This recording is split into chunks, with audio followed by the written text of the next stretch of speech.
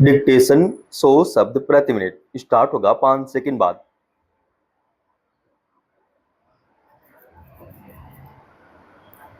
Start. देश का संविधान हर नागरिक को अभिव्यक्ति की स्वतंत्रता का अधिकार देता है। इसके तहत कोई भी व्यक्ति शांतिपूर्ण तरीके से मौखिक, लिखित, कलात्मक और डिजिटल माध्यमों से अपने विचार व्यक्त कर सकता है। यह लोकतांत्रिक व्यवस्था की नींव है और किसी भी देश के चहुमुखी विकास के लिए यह अत्यंत आवश्यक है। मगर सवाल है कि क्या सरकार की नीतियों या फैसलों का विरोध करना अपराध की श्रेणी में आता है? इस पर अदालतों की ओर से समय समय पर स्थिति स्पष्ट की जाती रही है और इसी क्रम में अब बॉम्बे उच्च न्यायालय ने अपने एक महत्वपूर्ण फैसले में कहा है कि देश के नागरिकों को सरकार का गुलाम नहीं बनाया जा सकता है। किसी व्यक्ति को सिर्फ इसलिए जिला बदर करने का आदेश नहीं दिया जा सकता कि वह सरकार के खिलाफ आंदोलनों और विरोध प्रदर्शनों में शामिल है। ऐसा करना निश्चित रूप से उसके मौलिक अधिकारों, अभिव्यक्ति की स्वतंत्रता और सम्मान के साथ जीवन जीने के अधिकार को प्रभावित करता है। सहमति और असहमति दो ऐसे पहलू हैं जिनकी लोकतंत्र को मजबूती देने में अहम भूमिका है। संवैधानिक अधिकारों के लिहाज से देखा जाए तो अगर कोई व्यक्ति शासन प्रशासन की नीतियों, व्यवस्था या किसी विचारधारा का विरोध करता है तो उसे स्वस्थ आलोचना के तौर पर देखा जाना चाहिए। मगर देश में ऐसे मामले अक्सर सामने आते रहते हैं जब इस तरह की आलोचना को साजिश या बगावत बता दिया जाता है।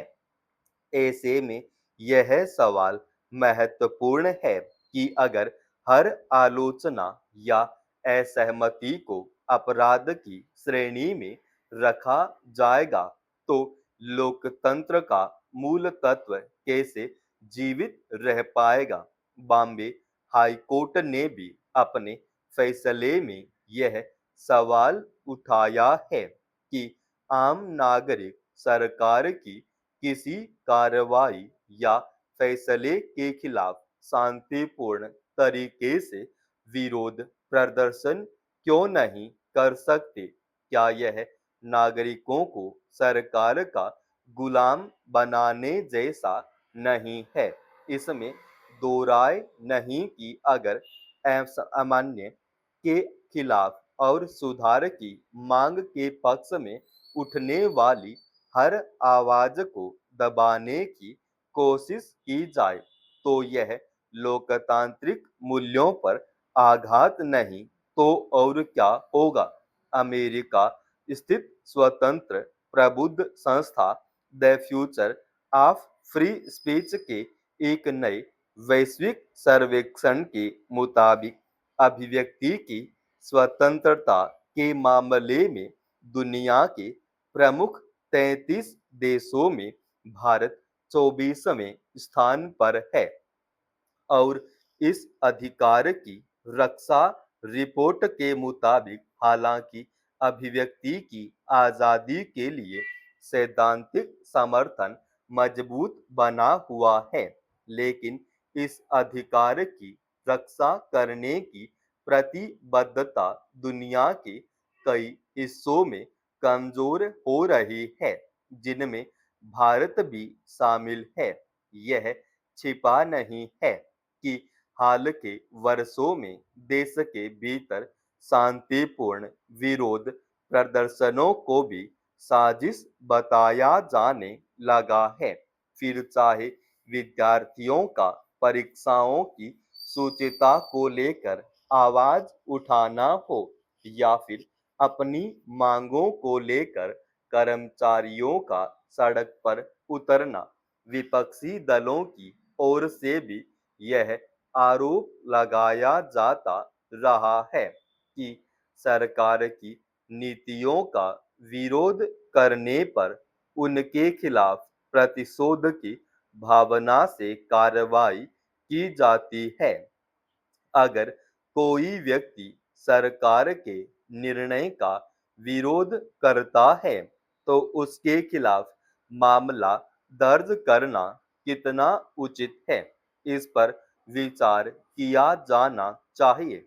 यह याद रखना अत्यंत आवश्यक कि अगर लोकतंत्र को सही मायने में जिंदा रखना है तो नागरिकों के तमाम अधिकारों की रक्षा करना सरकार का प्राथमिक कर्तव्य होना चाहिए। बदलते भू राजनीतिक दौर में भारत जिस तरह अर्थव्यवस्था के क्षेत्र में नई संभावनाओं की जमीन तैयार कर रहा है, उसमें अलग अलग देशों के साथ नए समीकरण बनना भी स्वाभाविक है। यों भारत और जापान के बीच संबंधों की कड़ियां बहुत लंबे समय से सकारात्मक और प्रगाढ़ रही हैं, मगर आज दुनिया भर में जिस तरह नए ध्रुव विकसित हो रहे हैं, उसमें दोनों देशों के बीच ठोस साझेदारी को लेकर बनी ताजा सहमति का अपना महत्व है। गौरतलब है कि भारत और जापान ने आर्थिक साझेदारी ढांचा तथा सैन्य उपकरणों को संयुक्त रूप से विकसित करने के लिए एक रक्षा समझौते सहित कई महत्वपूर्ण कदमों की घोषणा की है। जापान की प्रधानमंत्री ताकाइची की यात्रा के दौरान कई अहम फैसले किए गए, जिनमें आर्थिक सुरक्षा के अलावा कृत्रिम बुद्धिमत्ता के क्षेत्र में असहयोग के उद्देश्य से आपूर्ति श्रृंखला में साझेदारी मजबूत करने के लिए एक समझौता शामिल है। दरअसल एक अनिश्चितता के दौर से गुजरते विश्व में आर्थिक और रणनीतिक मोर्चे की मजबूती के लिए बेहतर विकल्प तैयार करना वक्त की जरूरत है। साथ ही ऊर्जा सुरक्षा के मामले में परिस्थितियों के मुताबिक नई संभावनाओं और साझेदारी को विकसित करना होगा। यही वजह है कि समुद्री सुरक्षा और रक्षा तकनीक को मजबूत करने के लिए यूनिकॉर्न रेडियो एंटीना प्रणाली पर काम करने के अलावा भारत और जापान में सेमीकंडक्टर प्रौद्योगिकी और उन्नत सामग्रियों जैसे रणनीतिक क्षेत्रों में आपूर्ति श्रृंखला को ज्यादा मजबूत बनाने के उद्देश्य से एक संयुक्त खाका तैयार किया है।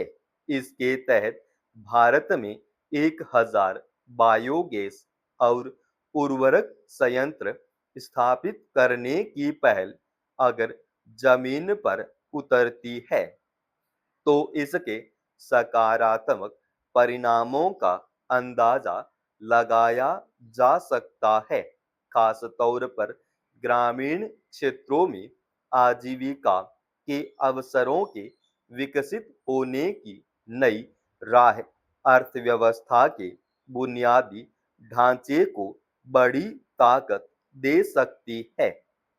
भारत और जापान एशिया की दो बड़ी लोकतांत्रिक शक्तियां हैं और इनके बीच सहयोग के ध्रुव को मजबूत करना इसलिए भी एक रणनीतिक जरूरत है कि इससे हिंद प्रशांत क्षेत्र में चीन के दबदबे को असंतुलित करने में मदद मिलेगी।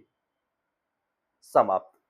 दोस्तों, रोजाना ऐसे एडवांस डिक्टेशन के लिए चैनल को आप अभी सब्सक्राइब कीजिएगा और आज के इस डिक्टेशन का पीडीएफ फाइल हमने हमारे Telegram channel study with HP Swami पर डाल दिया है, जिसका लिंक इसी वीडियो के डिस्क्रिप्शन में डाल रखा है।